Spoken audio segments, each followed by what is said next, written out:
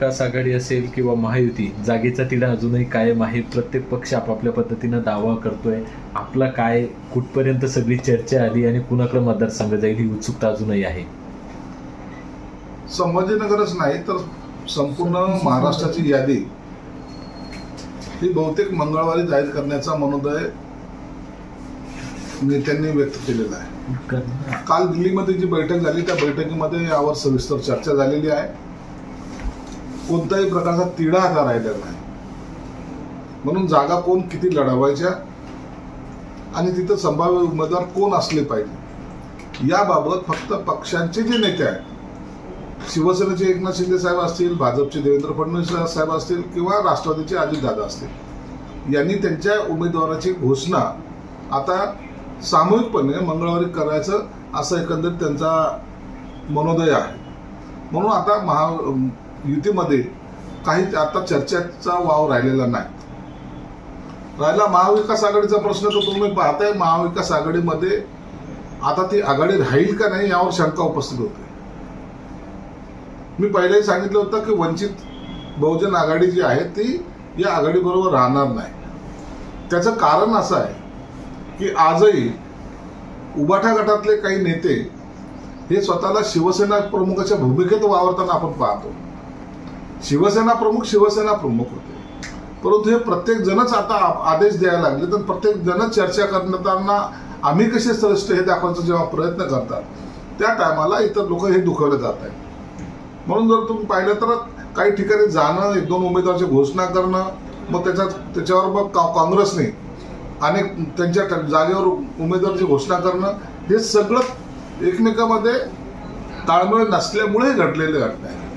पण तरी उठावा गटाचं असं आहे, रस्सी जली लेकिन बल नाही गया, या भूमिकेत ते आजही वावरत आहेत. म्हणून आघाडी ही राहणार नाही आणि महायुती ही प्रचंड मताने 45+ जो काही आकडा जो टार्गेट करतायत तो पार करेल.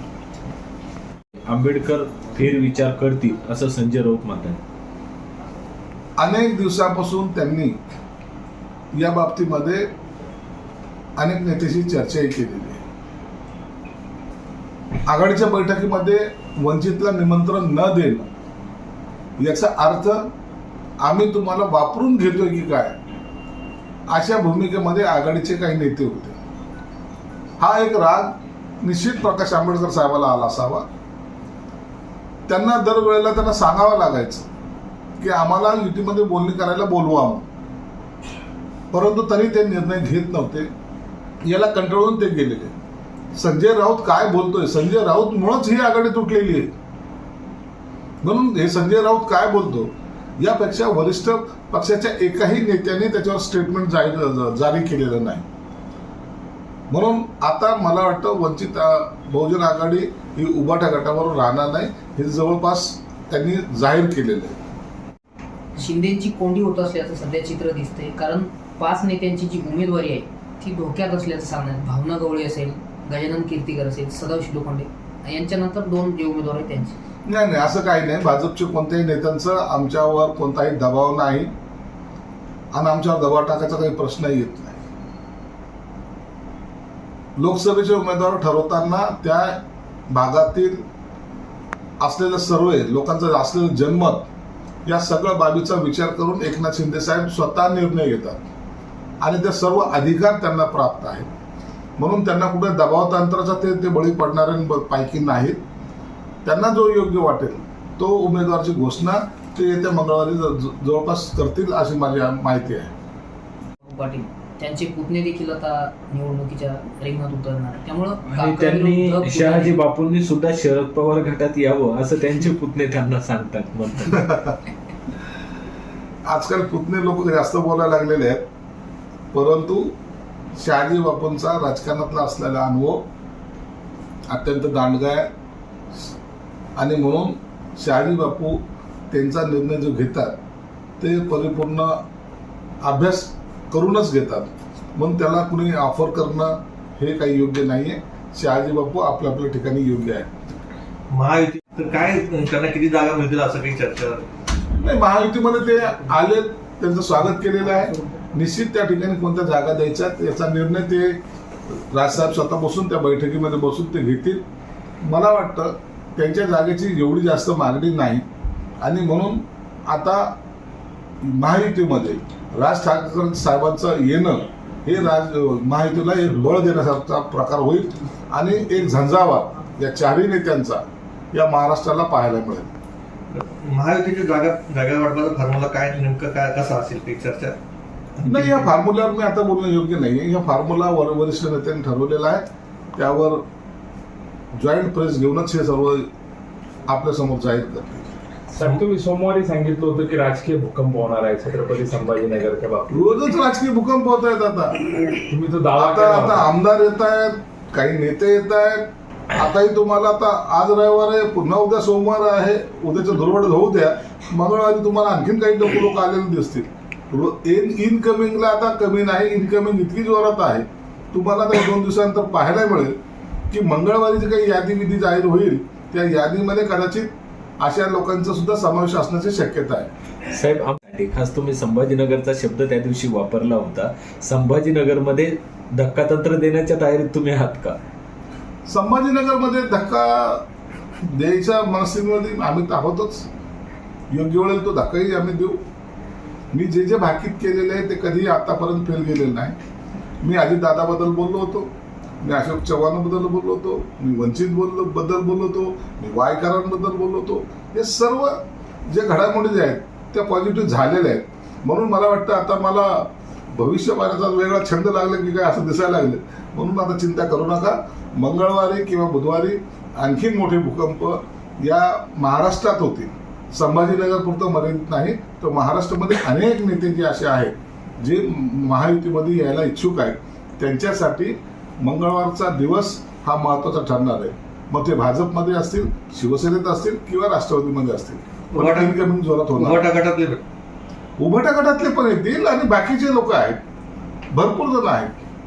म्हणून आता हे 2 दिवसाची हे वाट पाहण्याचं आपलं तुम्हाला ते सांग. 2 दिवस वाट पहा, तुम्हाला हे सर्व लोक हे वेगवेगळ्या पद्धतीने आलेले दिसतील. हे उभाटा गटच काय आम्ही घेऊन बसलेलो नाही, तर आम्हाला अनेक मोठे नेते जे आहेत, काँग्रेसचे असू शकतात, ते राष्ट्रवादीच्या शरद पवार गटाचे असू शकतात, उभाटा गटाचे असू शकतात. ही उमेदवार चालणार चर्चा तुम्ही बोललात की चंद्रकांत खैरे यांना उमेदवारी मिळेल, परंतु आता अंबादास दानवे यांचं पण नाव आघाडीवर आहे त्या ठिकाणी. तो त्यांच्या पक्षाच्या अंतर्गत प्रश्न आहे. उभाटा गटाने चंद्रकांत खैरेला उमेदवारी द्यावी की अंबादास दानवेला द्यावी हा त्यांचा अंतर्गत प्रश्न आहे. त्यावर आम्हाला काही भाष्य करण्याची आवश्यकता नाही. परंतु निश्चित आमचा उमेदवार इथं पॉवरफुल असणार आहे, कारण की ही जागा माझ्या माहितीप्रमाणे शिवसेनेकडे आहे आणि शिवसेनेचाच उमेदवार या संभाजीनगरमध्ये असेल. साहेब, भाजपाने सुद्धा दावा केलाय छत्रपती संभाजीनगरच्या जागेसंदर्भामध्ये. 2 दिवसापासून खूप जोरदार चर्चा सुरू आहे. निवडणुकीमध्ये असे दावे प्रतिदावे होत असतात, परंतु संभाजीनगरची जागा ही शिवसेनेकडे राहणार आहे. 400 पार हा भाजपचा नारा म्हणजे संविधान. प्रकाश आंबेडकर कोणत्या अँगलने बोलतात मला माहित नाही, परंतु आम्ही वारंवार सांगतो की संविधान बदलायच्या ताकद कोणत्याही राजकीय पक्षाची नाही.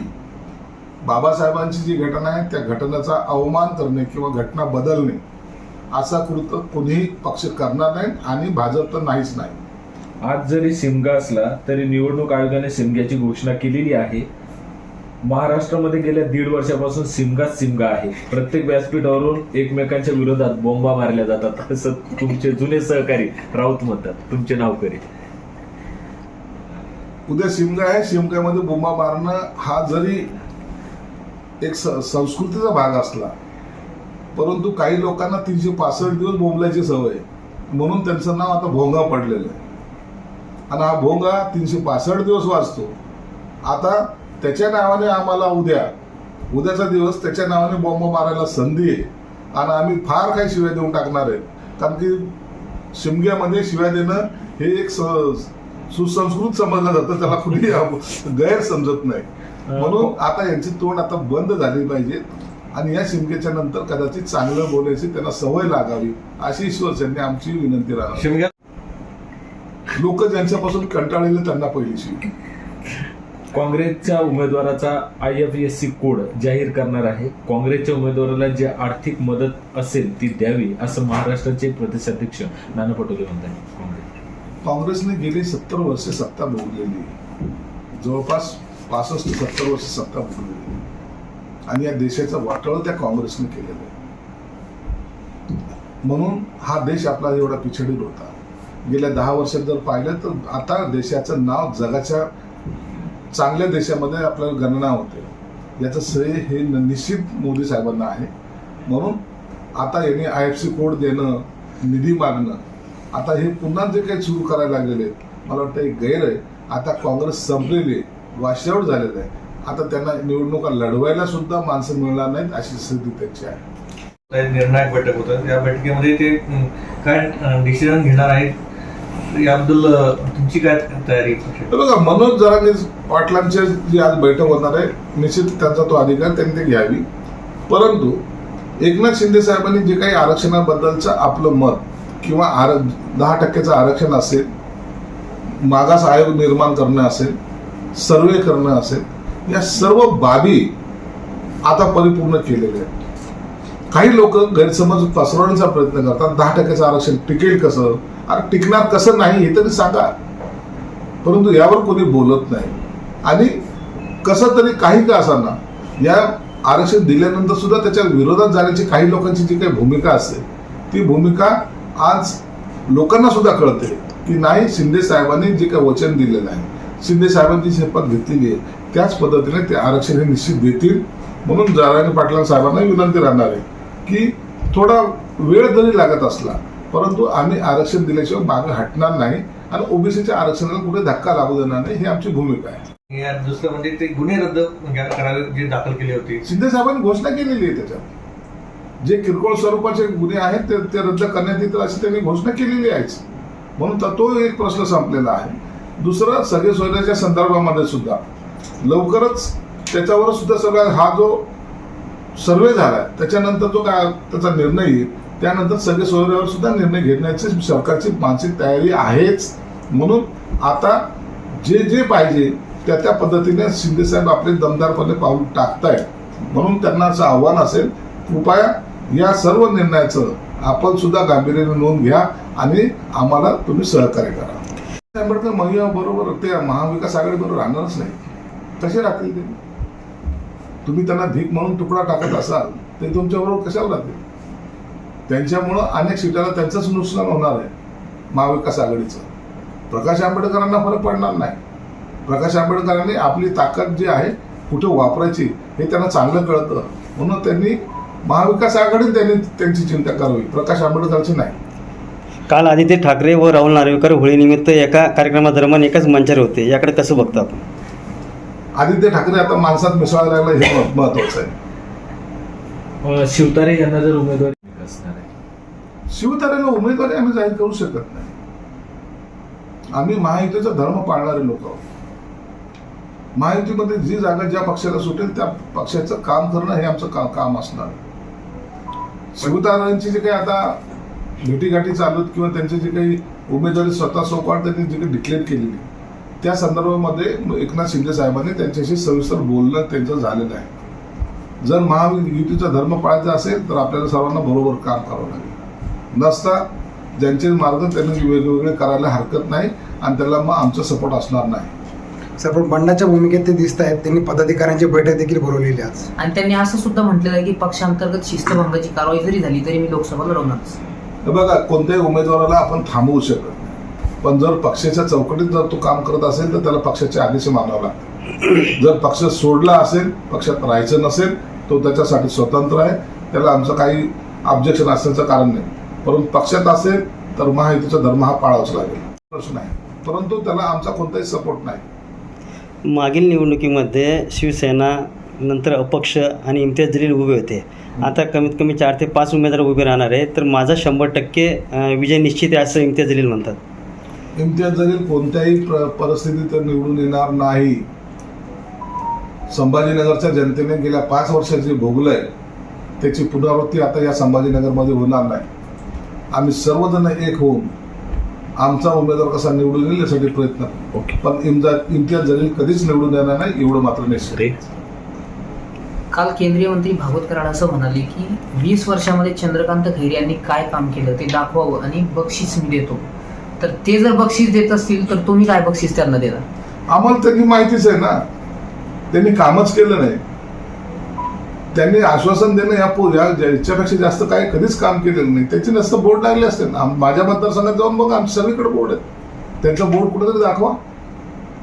म्हणून काम न करता भावनेच्या भरात निवडून येणं आता लोकांना पसंत नाही. काम करून तुम्ही निवडून या, असं लोकांची मानसिकता असते. हर्षवर्धन जाधव सुद्धा निवडणुकीला उभे राहण्यास इच्छुक आहे. ही निवडणूक आहे. या निवडणुकीमध्ये अनेक उमेदवार इच्छुक असतात. प्रत्येकाला आपापल्या पद्धतीने गणित मांडायचे अधिकार आहेत. आणि लोकशाहीमध्ये कोणी निवडणूक लढवेल, कोणी निवडणूक लढू नये या कुठेही बंधनं नसल्यामुळं जे रिंगणात येतील त्याबरोबर लढाई करण्याची मानसिक तयारी हे प्रत्येक जण करत असतो. आम्हीही ती तयारी केलेली आहे. त्या संदर्भात काय? मी पण ऐकलेलं आहे. विनोद पाटील पण आहेत, भुमरे आहेत, जंजाळ आहेत, अनेक 2-3 जण नाव, 2 जणांची आणखी नावं आहेत. म्हणून जोपर्यंत निर्णय होत नाही तोपर्यंत सर्व गुलदस्त्यात आहे. तुम्ही देखील इच्छुक आहात का साहेब? नाही, मला लोकसभा लढवायची नाही. मग तुम्ही चंद्रकांत खैरे यांना बक्षीस देणार की नाही? तर बक्षीस घेण्याच्या लायकीचे असले पाहिजे.